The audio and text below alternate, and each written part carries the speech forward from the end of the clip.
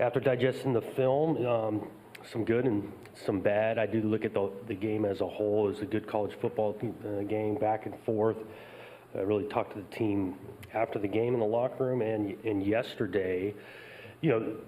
Momentum swings and whatnot. I did feel like we battled for 4 quarters. I think about the end of the first half, we kick a field goal going to halftime with some momentum. We're up 7, starting with the ball, right, the second half, and put the ball on the ground. Defense shows up, backs them up, hold them to a field goal. 2 plays later, offensively false start, throw an interception, give them the ball again. They punch that in immediately. We're all of a sudden from, momentum's in. We got the lead, momentum totally flipped, 10-point swing in whatever it was, 2 minutes.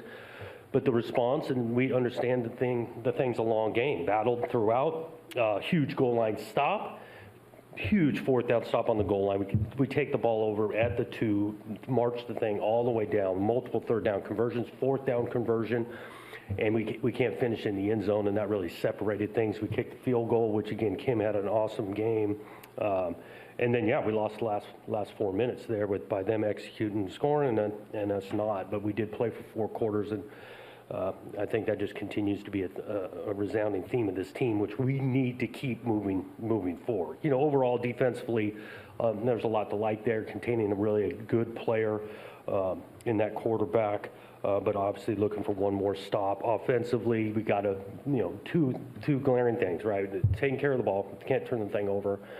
And I do this red zone touchdown percentage is not where it needs to be, and so we've got to continue to make improve in that area. Special teams wise, mentioned Kim, but I will say that the protection, Eckley has a great hold on one of those field goal attempts. I think it was the last one, and he punted well. At the same time, we've got protection issue there on punt. The second one we got to clean that up. We got exposed there. Really fortunate he got the thing off, and obviously on the kick return, it's not just on K-Ron. Yeah, he's got to hold on to the ball, but we can't just give free access to getting hit on the 10-yard line, and so that's what we're looking at, and we'll be back to work and try to improve on some of that stuff. And we're going to need to do it because, good opponent coming in. Looking forward to a Saturday night against Ohio State and our place and whatnot. Got a bunch of respect for that program and those coaches and those players, and it'll be a real challenge that we're going to put a lot of work in this week to take on. So with that, questions. Jonathan, I know we mentioned or talked about your practice schedule being a Sunday team. I was just wondering what you saw from your guys yesterday, and over the course of time, has that ever been a benefit when coming off a loss to get right back out there? Because we got back so late, we got back, I think it was about 4 a.m. Truly when we got back. So we did not practice yesterday. We did kind of digest the film and met with the guys. Obviously, moods are down when you put a lot of work in and you're trying to win a game and come up short. I do think the mindset, though, is that every Sunday, win or lose, we're going to approach the thing, what did we learn? What do we got to get fixed? And there was plenty there. At the same time, we try to highlight what went well, because we had some guys progress, and we did a better job on the penalty side. Yeah, not just avoiding penalties, but being smart around the quarterback and the sideline. So that's how we approached it, and I think those guys were locked in, and now we're back to work on our next one. Kind of along those lines, so you have 3 straight night games in a row. I mean, have you tried to prepare for that in terms of shifting schedules at all with that, or? Not really. Our weekly approach, again, there is still school going on, so being able to change your schedule a bunch is not a reality if you want them going to class. So our weekly approach has been similar. When we play really late, like at 7, we get some things done on Saturday morning, walkthrough wise, but that's really the only difference. I think we forget you got a 19-year-old quarterback sometimes. He plays with a kind of an abandon, and yet is there a line you have to find between playing with reckless abandon and playing with energy, if you know what I mean? Yeah, there's a fine line, and you want to play to the edge and not cross it. And again, there's some learning experience going. Aiden's working at it. I think we got to continue to work to help him scheme-wise, right? We're always looking for put him in the best position, but I always still think of those other 10 guys. We could help him out a ton by running the ball more effectively, efficiently, not getting in some of these situations where it's 3rd and 10 again and asking him to get us out of that. So it's a group effort. to avoid the negative plays and try to keep him out of a situation where he it's all on him. Jonathan, it's obviously new staff, half the roster's turned over, but it's been a while since this next matchup's really been competitive. Do you talk to the team at all about belief this week and sort of making sure their confidence is that they sort of belong on the field in this game, so to speak?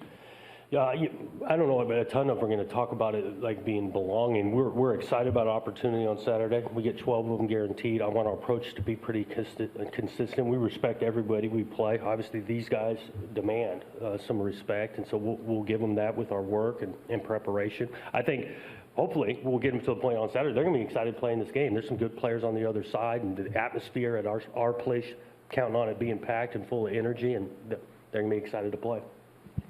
Just to follow up on Aiden, just what did you see from him yesterday? What was his attitude like? And then obviously going up against one of the nation's best defense, how do you just hope to see him respond throughout this week and then obviously on Saturday as well? Yeah, he was disappointed, just like everybody in the building was. He's anxious to get back and look at it, get to work, fix some things. Again, it's about learning in these games. Not just for him, for ourselves, the coaches, the players, everybody continue to learn and really gain some confidence that, we can do it at a high level. We've got to do it at a more consistently, and that's been his approach, and I'm counting on it tomorrow at practice being the same. Jonathan, what can you do with the red zone efficiency? What's the problem there that is correctable? Mm-hmm. And when you look at Aiden's picks, are they read and recognition or just errant throws? This particular game on the interceptions, the couple of decisions, reads, was more the issue than just being flat out errant with it. Red zone issues are, again, you got to find ways to get in. I think you start a little bit with the run game, condense space, get down there. You got to make it physical. We haven't been able to get that going. I think a little bit sometimes we want to take a shot at it first. So there's a lot of ways to look at things, and we got to find the best to be able to score.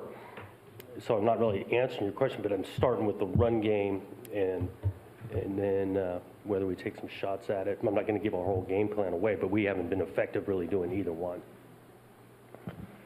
Jonathan, having been in the league with Chip Kelly for a little bit there, I'm wondering when you look at their offense, do you see things you recognize? Is it different than what they used to do at UCLA, and just in general what stands out about how they've been scoring a lot of points? You see some similarities that innovative, they can run the ball, they got some pace to them tempo-wise. The quarterback has answers, whether he, in the run game or the pass game, really, really effective and challenging to defend. You mentioned about being more effective and efficient in the run game. I guess when you see some of because it seems like the opponents have gotten a lot of backfield penetration on the handoff. Has there been any root cause of that? I mean, because it seems like it's coming from, sometimes it's in the middle, sometimes it's from the edge. Yeah, I don't know if there's one particular reason. I know we've had some missed assignments, so you cut a guy loose, he's going to be in the backfield. Then it goes to a fundamental, especially on the outside plays. Our first step's not good enough, so now we're getting exposed and guys getting penetration.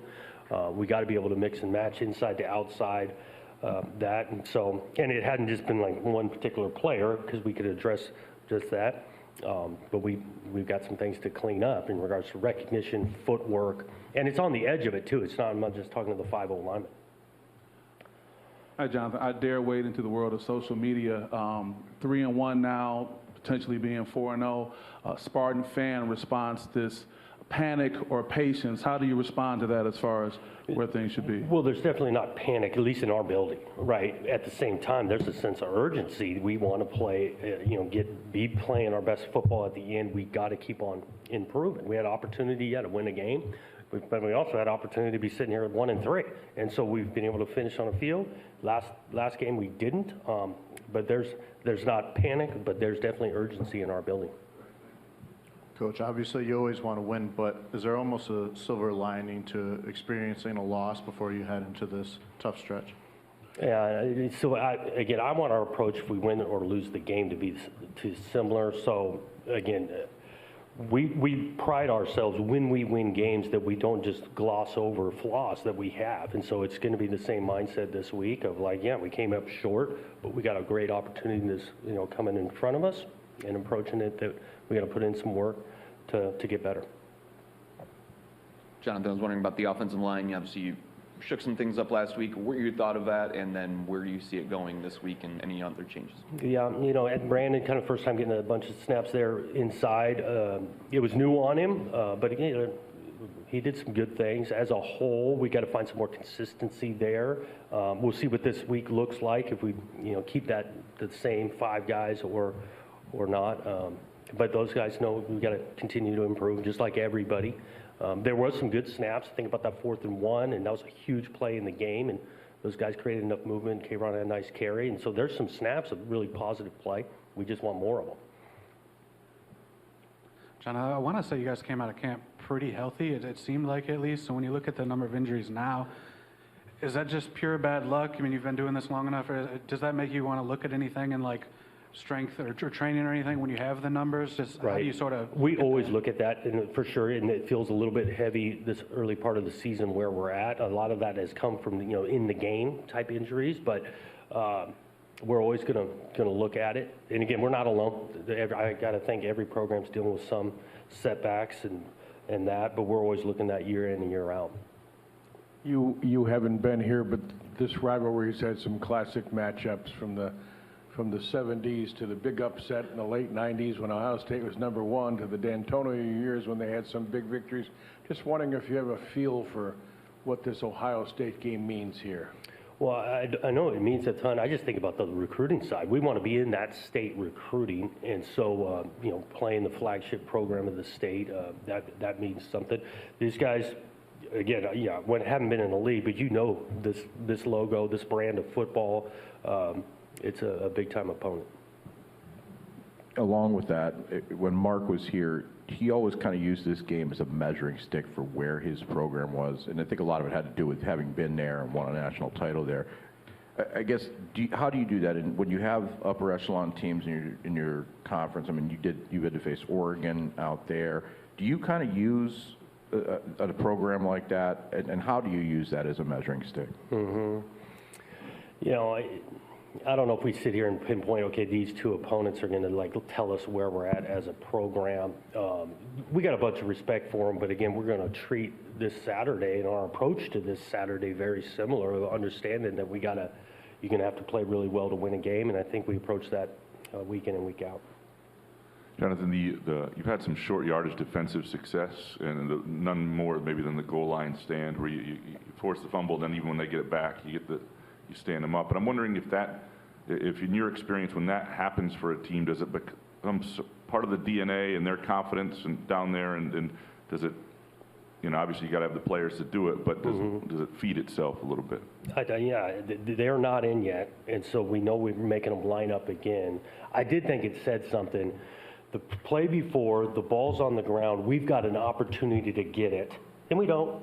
And we got to line up again on 4th down, and then they show up and stop a good quarterback with good scheme. That was a huge momentum shift. So I think there's a belief that if they're not in yet, we can keep them out, and we've had multiple examples of that defensively. And again, I go back to this team of like, well, you get that stop, and then we literally go about 90 yards offensively, converting multiple times in a hostile place, and the conditions ain't great to take the lead. It said something about this team. Jonathan, they have not really been challenged so far. You know, 3 blowouts. You guys it's been the opposite. You've been in 3 real close games. Obviously, you want to be in the 4th quarter, but if that were to be the case, do you see any benefit, maybe that for you guys, having been battle tested and they haven't? Yeah, I think it's, you know, I can't really speak on their behalf. I think there's some beauty to not being tested. But for us, we've definitely been tested and that, and we're going to get tested week in and week out this whole season. And so I think we've got some resilience to us, and we want to find a way in the 4th quarter to come out on top. On the penalties, was there anything different you told the team leading up to the Boston College game? Not a ton different. I do think those, again, we're learning, we're progressing. Our awareness was better around the sideline.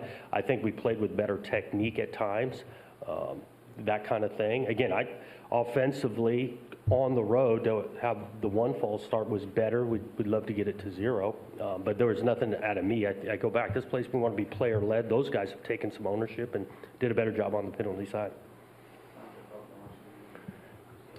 Jonathan, I'm just curious. We saw like when you guys were in the gun, you were doing the guard check sort of deal to snap it, like the guard was tapped in.